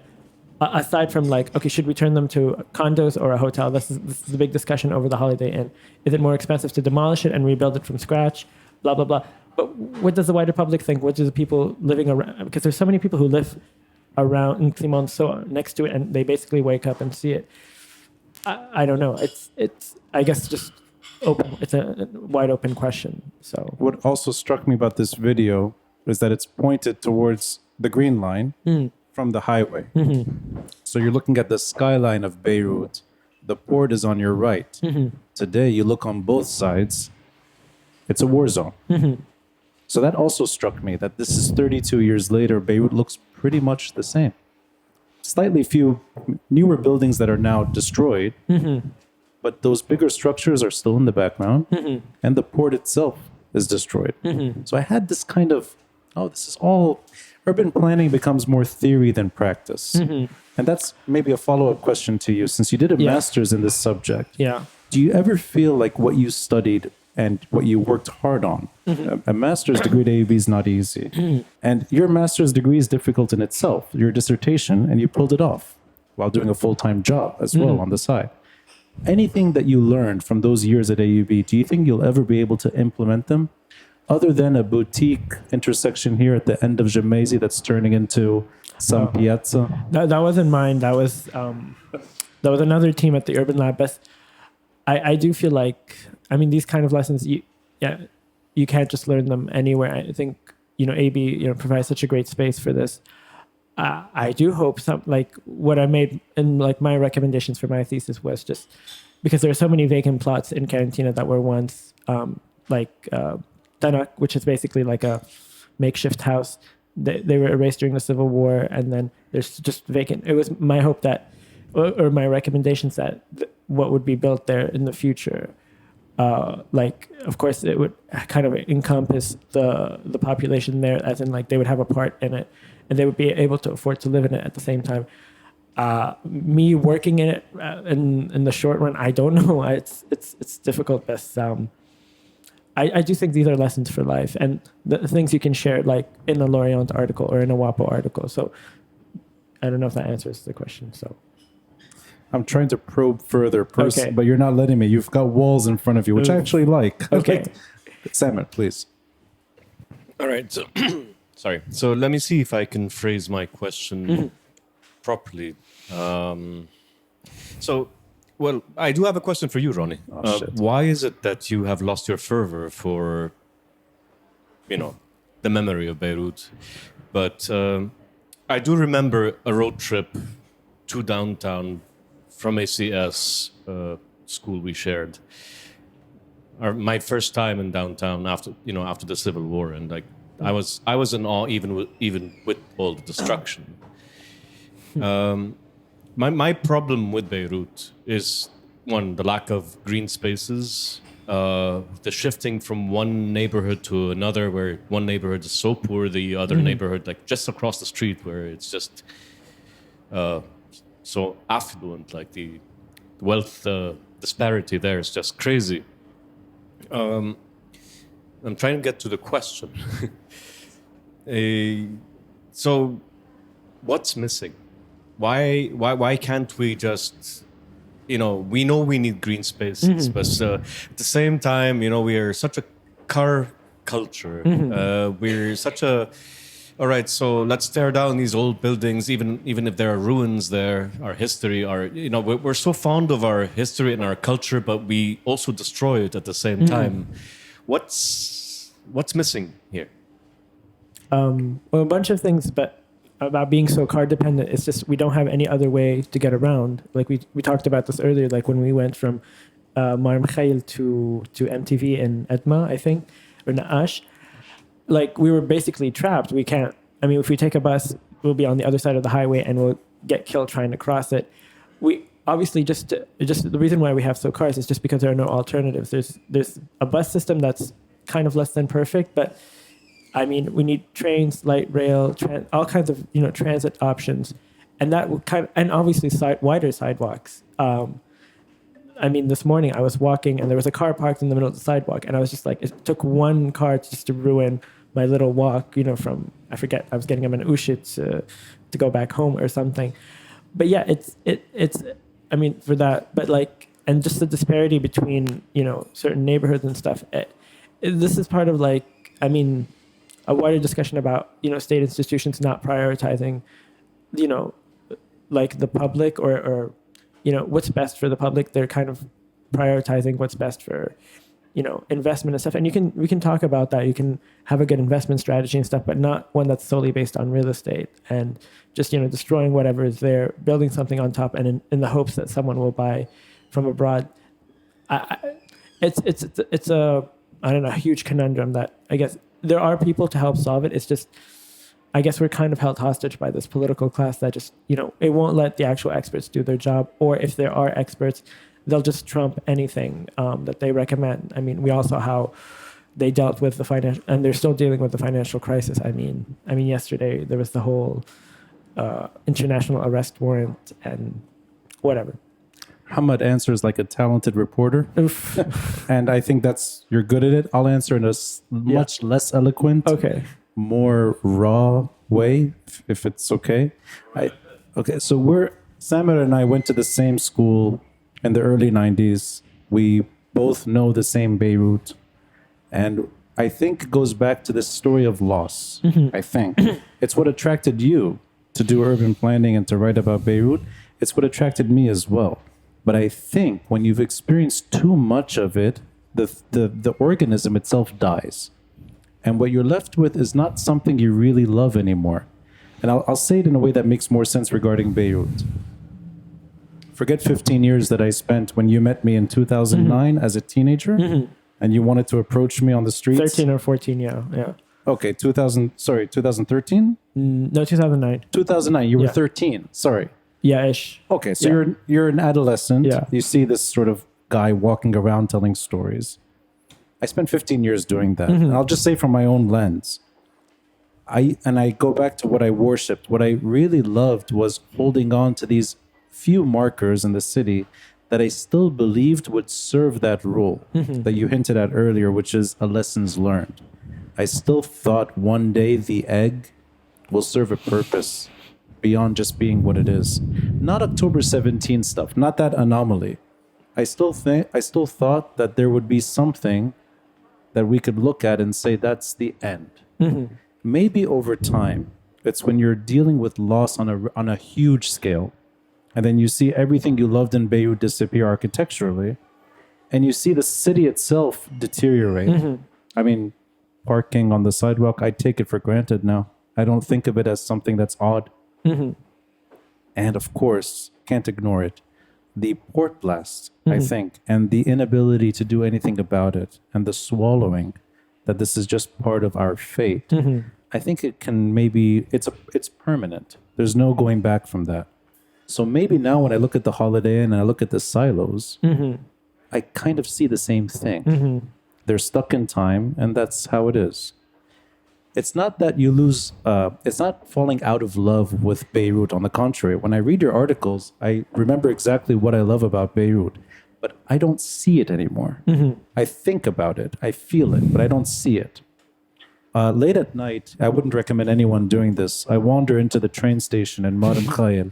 You shouldn't do it, but if you can, do it. Just don't, it's not me that recommended. You see these trains, and when you're younger, you're fascinated. Wow, we had German trains from the 40s. Who cares? They're dead. They've been dead for nearly a century, or not a century. They've been parked there for half a century. They were outdated anyway in the 70s. They're cargo trains. They're not even passenger trains. And if you go to them now, what you see is the train station club that started using them. They would blast steam from the engine whenever there was like a dance party. Okay. And now cars park pretty much along the wagons, and it's valet parking for safe nightclub next to the train station itself. I don't think anyone that goes there, parks their car or gives it valet, cares that there's these wagons parked there. I think I'm beginning to feel that too. It's that train station will never be a train station again. It's going to be a dead parking lot for a nightclub. There's a plan to turn it into a park that's so this goes back to the earlier stuff. That's when I ask about AUB. All I remember are the plans and the plans and the plans and the plans. I get it, and it gets frustrating that you see all these great plans that never come alive. There maybe 1%. I've seen one. This little 1% of them actually get to the implementation phase. But it's not about. I don't think it's about people don't care. I just feel like people, unfortunately, can't do anything about it because of just how the system is. Like, I can't do anything about, all these cars being parked on the sidewalk. And I see elderly people who have to walk in the middle of the street and, risk getting killed or something. And it's just really, it is hopeless. And it does feel like, but I mean, just to add to it, maybe, Samer, you remember this, the Normandy trash dump after the war ended. I'm sorry. Now we have something more monstrous further down. Jadid and then Bush Hamoud. Because we can't. I mean, there's a solution for that. It's recycling and sorting and all that. But there is value for some people in dumping garbage into the water and destroying basically the whole ecosystem there, just so they can reclaim land, so that in 40 or 50 years, when the methane is drained out from underneath it, they can build something on top of it, which is just crazy. It's a very and there's also money being made in just dumping it and then like flattening it. That's just its own little nightmare there. Samer, you want another question? Go ahead. Sure. I seem to be on a roll today. But sorry, is there anyone else that wanted to ask? We kind of hijacked. Sorry. Let's do that. What about the future of downtown? Is it doomed to be exclusive to the wealthy in the future? Or can it become inclusive again like it was decades ago? I know my grandmother used to say that she used to be able to buy a mikenseh and a jewelry just next to each other. And I know it's probably too late for that, but right now it's completely dead. And is there a chance that we can revive it in a way that's actually inclusive for more people, the way we kind of witnessed during the Thawra days? I'm not sure. Well, first of all, I don't have a crystal ball. I'm not sure what the future holds, but I do think that, in the future, there could be a possibility of that. I think it all has to do with just. I'm not sure how to answer that best. I think most neighborhoods and most places over time they tend to change for the better or the worse. So I think in the future there is the hope of maybe I'm not sure. I mean, I'm not an urban planner, but I think we will live to see downtown exactly the way it is. I don't think downtown can recover. There's something about Crusader, and I mean, we all have different relationships with this company. I think it's odd over time, not now, not then, over time. We used to blame this company always for being exclusive, right? And being high-end and boutique, and that's all true. And then over time, you realize the rest of the city increasingly looks ugly. And that's municipality. That's not Crusader. So you start losing the good stuff that on the periphery and across the city. And then Crusader becomes that sort of, okay, you can walk. There's some urban planning, and it's still inaccessible. Now it's locked up. You can't walk. There's no shops open. A lot of it looks like the Green Line, except it's not war. But it looks like the Green Line. A lot of the windows that are shattered look like the Green Line, but it's not war. It's the port blast. I think that's how we're going to see downtown for the rest of our lives. It's hard to imagine the largest reconstruction project ever done, the longest running, most expensive real estate project known to man, coming out okay, given everything else that happened to this country. So I don't know. I'm maybe a bit bleak, but that's how I see it. I always see the security zones that will be walled off forever. In the episode today, we talked about a neighborhood that none of us can walk through. It's important to say this. Every single article that refers to Lebanese Jews is about a neighborhood none of us can walk through. It's right dead smack in downtown Beirut, Wadi Abu Jmil. I think the reason behind that is that I think the former prime minister still lives there. Saad Hariri is in Abu Dhabi. And the security barriers are still there. No, there's some embassies at the top. And that too, yeah. But it doesn't even matter anymore. Hariri, here or not, that area will be permanently walled off. But I think this is where all the questioning I've been trying to sort of nudge things. It's a sense, our apathy, it comes from the sense that nothing in the city belongs to us anymore. That's fair, yeah. That, I walk it's on the commodified, street. yeah.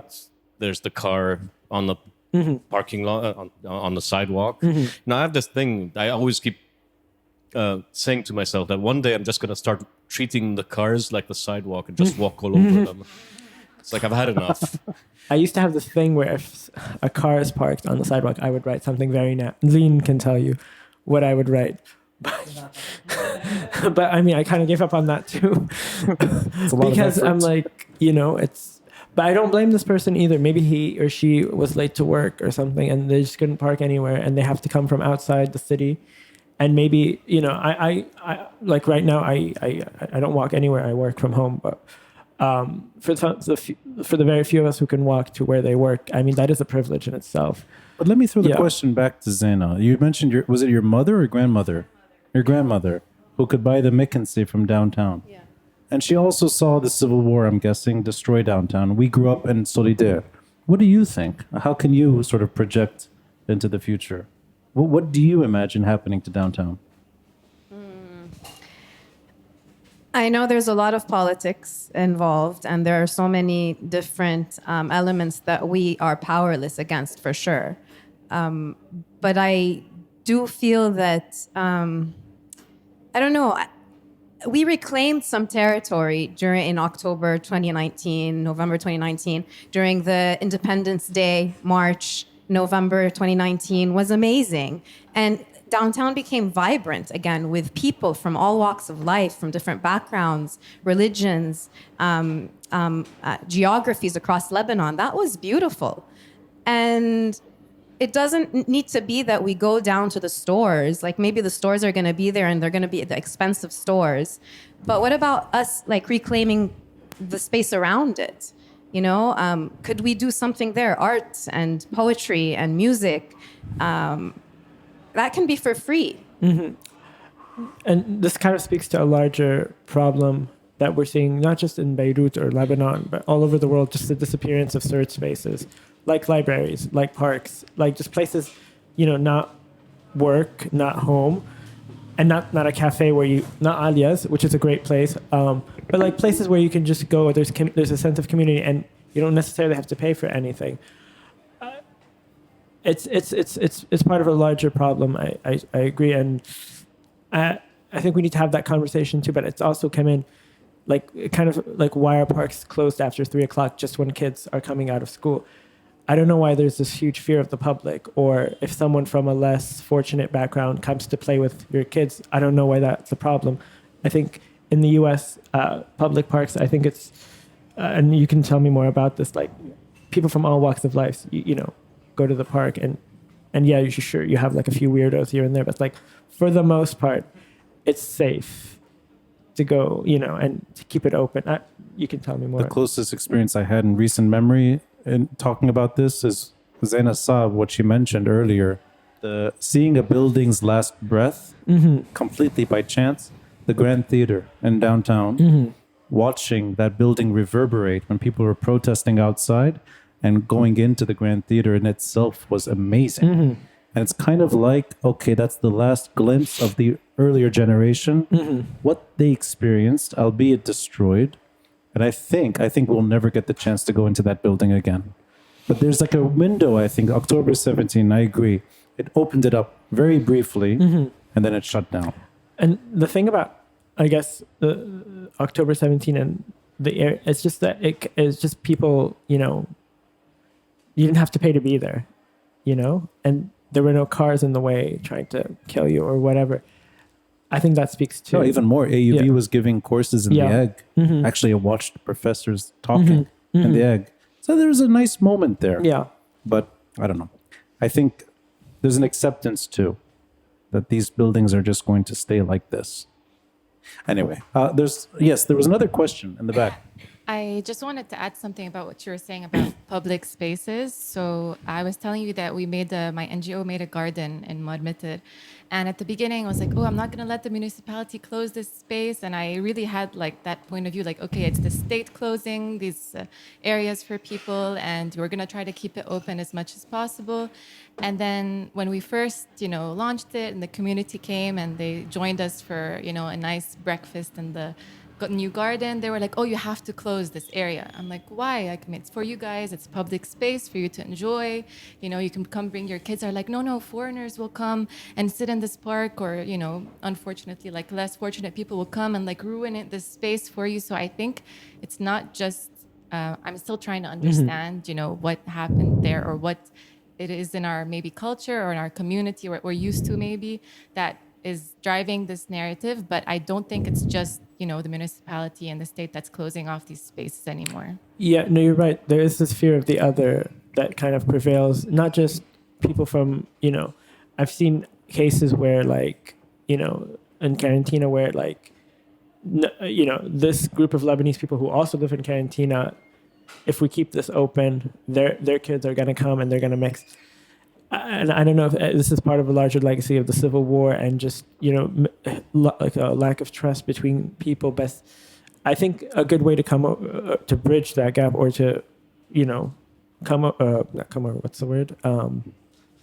You know, just heal from that is through these, you know, spaces where, you know, people from different backgrounds meet. And it's unfortunate that, you know, like that you know, you guys did such a great initiative there on the Fuad Buttress Bridge that, you know, that people were asking you to close it so that it stays kind of manicured and just take a month at it. It's very unfortunate. So, The gentleman. I don't know if this is a question as much as it is an introspection on how the conversation kind of went. a bit follow up to what she said and what you said about the egg, the train station, and all these other kind of forgotten relics of Lebanon. It kind of made me think of Petra in Jordan, believe it or not. So Petra is this amazing carved city in stone. And it was abandoned not because it was a failure, it was abandoned because it lost its purpose. The trade routes changed, so there was no reason to pass through Petra anymore, and this once thriving city was completely abandoned. And that's also part of the reason why it's so well preserved, because it was just left, it was covered in sand, and there's no reason for it to be destroyed.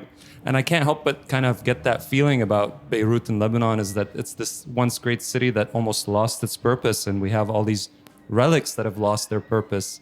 And you kind of reflect back, well, Lebanon was a hub for the Middle East. It was a place you could have fun, and all these conservative countries could come. Well, now we're not necessary anymore on that front. We're not necessary on the banking front, which was a thing. It's like all this story of repeatedly losing our purpose in so many ways, and just being another Petra that's lost in the desert.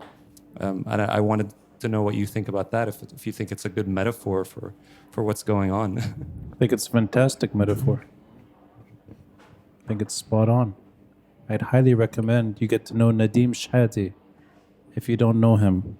He's a brilliant writer. He talks about Levantine. He talks about Mediterranean cities, and he also refers to Jordan, but not Petra. The name of the city escapes me now. One of those trading routes that's no longer needed.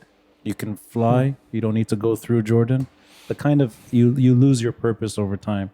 He often writes about Beirut that way, a cosmopolitan city, although I don't think he's ever referred to relics. That's quite interesting. That a city can lose its meaning, and it sort of just fades. But I like the way you used the relics as the metaphor. I like that. These are relics that, they don't mean anything. They're not serving their initial purpose. Yeah. And just to add to what Roni's saying, the purpose of the city is, so people can live in it and thrive and stuff. I don't know how you can do that in a place where there's no electricity, and that the only way to do it is to overpay for a generator that's kind of simultaneously killing you with all those fumes. I kind of agree with you that I don't know if Beirut ever had one single purpose or anything, but it's just constantly becoming less and less a place to live in, and just a place just that you're stuck in a sense. That's a very cynical view, but yeah. I mean, especially in light of what's been happening over the past few years. I don't know how anyone can live or thrive in a place that, just doesn't give back to you. And this is, of course, it's not the city's fault. It's just the people who administered it.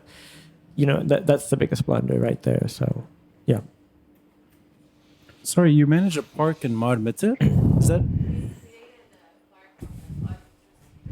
Oh, the bridge that goes to nowhere. Yeah. Cut off. Yeah, we made a small garden there with native species. It's not too big, it's just the bridge. We weren't able to expand it to parking because people need to park their cars, and we didn't want people to be mad at us. But we tried our best in that small area, and we really tried to get the community to be involved, to enjoy the space. But it's definitely, I think that's the harder part of the process. The municipality didn't really care what we did there or anything, but it was just trying to get the community to actually use the space. That's the challenge. You just illustrated the kind of dilemma I was trying to get at. I was a bit sloppy. The Fuad Butros Highway is part of Fuad Shhab's master plan. Or it's a 1950s idea. I think I think it was under him that was spearheaded. I think so. Yeah, it's a late 50s or early 60s connection point from Sessine all the way to the port, and thankfully it's never completed. But that's also a double-edged sword. That's the master plan for the city. It's incomplete, so you have this bridge that goes to nowhere, and then you add to that, somebody's trying to put a park on that bridge or near that bridge, and it's not used as a park. And you're locked up. No, we kept it open. I made sure we didn't close it.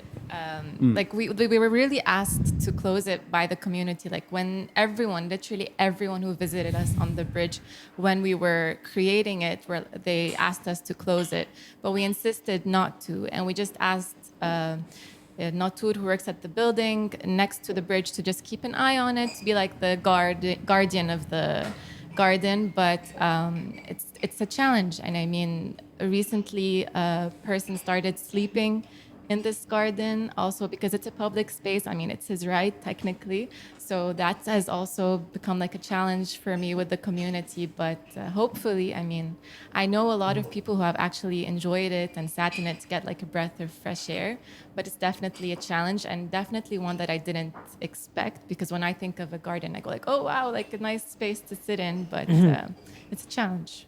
It kind of reminds me, I forget who, someone was telling me that, you know, actually wider sidewalks are bad because it's less space taken from the road, but also, you know, some people are going to come and sit or stand on that sidewalk. And okay, I get maybe why this person would be bothered by that, but it's also come in a larger problem that just 80% of the people in Lebanon are under the poverty line. That's a huge problem in itself that needs to be fixed. So it's sort of looking at the problem from like the wrong direction, kind of like what you were saying, that there's a man sleeping there. The problem isn't that he's sleeping there. The problem is that he just doesn't have anywhere to go. And I'm guessing this is an elderly person, right? Yeah, but like, I mean, still, Late night partying? No, I don't know. But It's not like, you, is it? no, but I mean, just the problem that this person can't find a shelter, anything, that's the problem in itself, not that he's sleeping. But I was going to say something, and Sassine Square, they did put a few benches there. Yeah. And some homeless people, mostly at night, sit there and sleep. And I do notice that they are elderly. And that kind of speaks to a larger problem that, you know, we just disregarded the elderly and just told them to go fend for themselves when they've worked so hard for like 60 or 70 years just to sleep on a bench. You know, there's two things I'm glad that exist. Sorry to steal the mic a bit. I live next to what was once Laziza. So I live next to a giant hole in the ground. Yeah. But I can now see beyond that hole, and I see what is called Laziza Park, even though it's not really where Laziza once stood. It's just further up the street. That's that kind of initiative. You put rocks together, you put some gravel, you plant a few things. Yeah, you can do that. Small scale, it does work to a degree, but that's really the only example. And then a monstrous example, which is for the wrong reasons, that Normandy trash dump that turns into waterfront, Beirut waterfront, an unfinished corniche that was locked up for years and years and years. And then a few years ago, we just kind of bulldozed our way in. They still try. They have these sort of blocks that are meant to keep people out. Just sort of you walk around and you can access an unfinished waterfront. And it looks so bizarre.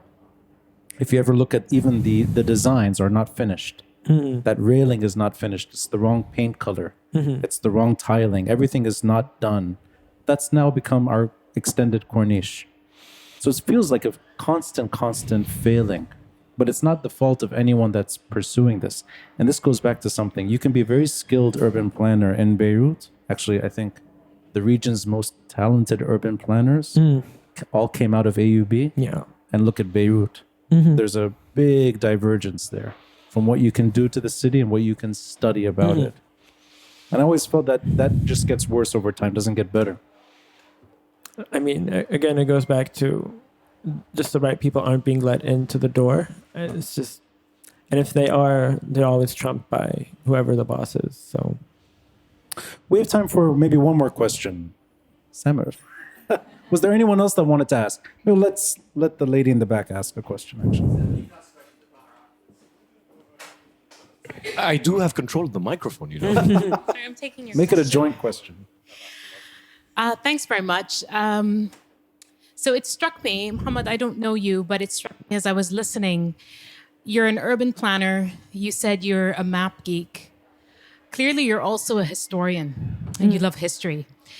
And it struck me as you were speaking tonight. You know, I grew up here. I studied in the Lebanese system, so I studied Lebanese history. And it struck me how limited those who study Lebanese history are in what they learn. You know, 3 years out of my entire schooling covered the same exact period. You know, it's monochromatic. With the research that I've been doing recently, I'm a social psychologist. I've been able to meet some young people who are very passionate about this country. They really have a desire to see things change, and they feel a sense of hopelessness, and at the same time, they're trying to be hopeful. And I'm thinking about people like them and people younger than them going through the schooling system. And I'm thinking about the articles that you have written for L'Orient today, now for Washington Post. And I wonder, and maybe this is an unfair question to you because you're not an educator, you're an urban planner, you're a writer.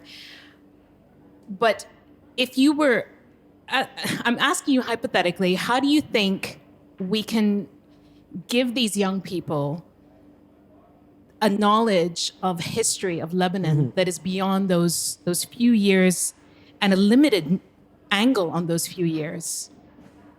You know, do you have any thoughts on that? I mean, so I didn't do the Lebanese history thingy either. I did, not either, but yeah, I did the international history, which was like World War II and Germany and whatever. So I didn't really get much, you know, of an inkling about what went down in Lebanon either. So I kind of had to go and find that. Like when I was saying, I know I saw Roni giving like tours and stuff. I really wanted to know about, okay, what's the story of this and that and stuff. And that kind of led me down a path to like go and discover it myself. I do think, obviously, you know, the education system, specifically when it comes to history, they just gloss over everything just to keep it safe and PC and whatever. But obviously, I mean, it's unfair that it is unfair that in France they're learning about the Beirut blast, but over here, I mean, I think our history books stop in 1948. 43, yeah. And then I do think you can get like these lessons, I guess, by reading L'Orient today or by discovering them yourself or through further education. But I don't know, unless it's more accessible or more plural, I don't think we can get to that point. I don't know if that answers your question. I'm just rambling. Sorry. May I wrap it up with just a reply?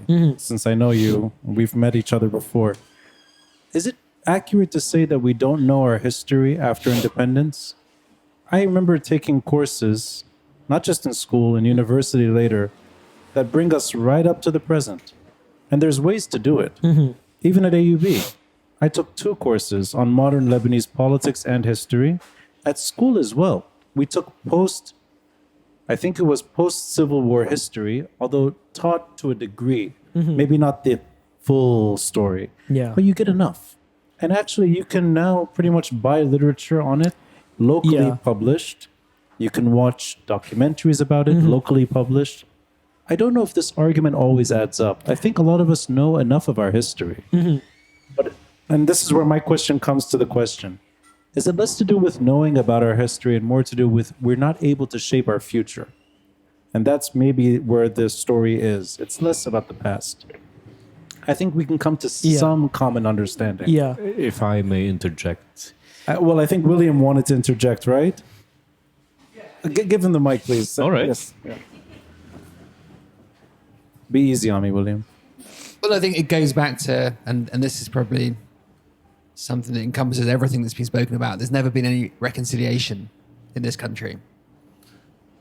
Barely, no. But this is another thing. It's like, because it's so PC and so glossed over, like I said, people have to go elsewhere, but sometimes, you know, they get it from like their dad or their racist ammo or whatever. And then they just end up not regurgitating, but like, you know, kind of passing on those really not so accurate, not so great things. And yeah, I do get that some people are pissed off that, oh, this thing wasn't mentioned, this massacre wasn't, this glosses over that. And I do think we need to have these discussions, and they're very painful discussions to have. And I think Mona Halla in Beit Beirut tries to do that as much as she can with the limited resources she has. But yeah, when we don't and we have to like venture out and get them, sometimes we get really good stuff and we learn a lot more. But sometimes I think we ended up, you know, just getting one side of the story and not the other. And it doesn't always work out. So yeah, we need to have something much larger than that. But yeah, Let's give Samer permission for a few seconds, and then we can wrap it up. So it's like when the lady from the public source was here. Lara. Lara Bitar, Yeah, Lara Bitar. She was, she, the whole hoopla about her was because she wrote an article about it, right? And the information's there. Just like our history, the information's there. It's just not commonly participated in. And I feel that is part of our biggest problem here, that we don't know. It's not that our history is not there. It's just we are not taught to or geared towards trying to understand that history or accepting it and reconciling with it, or even accepting the public spaces that bring us together. Or like one of your guests talked about public transport, how that reduces you to just about being any common person and getting to know anyone, getting to know each other. I think we're missing that. We're missing that. We're always in party mode. We're always the next thing mode. We're always in the we want the change. We talk about being against corruption, yet we forget how corrupt and lack of how rigid we are ourselves, even in our partying mode. And I think the opposite is true. The guest that mentioned it was Albert Costanyan. Yeah, he talked about his dream for more public institutions, including public transport. He carefully avoided the topic of they still all get paid. They're all getting paid. There's trained staff that get paid a monthly salary. And I think both can be true. And also that I grew up in Talat al-Khayyat, next to Saad, on the incline. You saw what happened, right? That park, that huge park, disappears overnight. No one cares. It's gone. It's completely gone. That's public space. But that's destroyed now in the last few years. It's a giant parking lot today. I just don't see... I see shaping our future really as something that's essential, and we don't have that. I think if we had that, less of the degradation and more of the aspirations of urban planners would have come true. I really believe that. You wanted to say something? Last words, and then we wrap up. But certainly knowing about our history, you talk about a lack of kind of a loss of that nostalgia or that pride. Knowing about our history of this place helps create that pride, which helps shapes the future. And I think you talked about knowing the past to talk about the future. So I think that there is something there. I think they are connected. But yeah, just a comment, sorry. I hope they are. And I'll wrap it up by saying something to you, Mohamad. What makes me really happy, maybe in a way also nostalgic for a few years ago, is that in 2008 or 2009, you're 12 or 13, you're looking at me wanting to learn from me. I never imagined 15 years later I'd be learning everything from you. Thank you. And I think the roles have finally shifted the right way. I hope the journey serves you better than it did for me. I have the same love deep down. I survived 1 semester of urban planning, not 4, so you did well. I moved on to history, but it's the same terrain as you said. It's the same story. On that note, thank you for spending 2.5 hours with me. Thanks to the audience as well. Thank you. The questions really shaped the episode at the end, so I really appreciate all the questions. I highly recommend 2 things. Watch Mohamad on MTV podcast. We talked about Al Khudr Mosque. We talked about Fuad Shahab, a love affair with Fuad Shahab in different ways. Yeah. Urban transport. And if you can, check out our earlier episode because we went really deep in storytelling. Not just Quarantina, not just trains and trams, but really urban planning. I enjoyed that episode immensely. And he brought a gift on the episode, a giant map. Yeah. of the 1950s. Yeah, 55, I think. 55, a Yeah. Beirut that's unrecognizable in terms of transport. Yeah. So I have that map still. It's the background of my podcast. It used to be on the table. It used to be on the table. Now Yeah. it's on the wall where Yeah. it should be. So, guys, next week is Remzi Abu Ismail. He's the political psychologist on Instagram. It's going to be about identity, also about history. I promise you there'll be some friction in the episode. That's a guarantee. And follow Mohamad on Instagram. No, don't follow him Follow on me Instagram. on Twitter, I guess. I Follow don't him on know. Twitter. Is that fine? Okay. No, because Insta is very private, so Oh, it's private. Yeah. Oh, sorry. Your Twitter's private too? no. Follow him on Yeah, Twitter. yeah. And check out his upcoming articles in the Washington Post. Thank you. I'm sure they'll be fantastic. Thank you. Thanks. Thank you, sir. Thank you.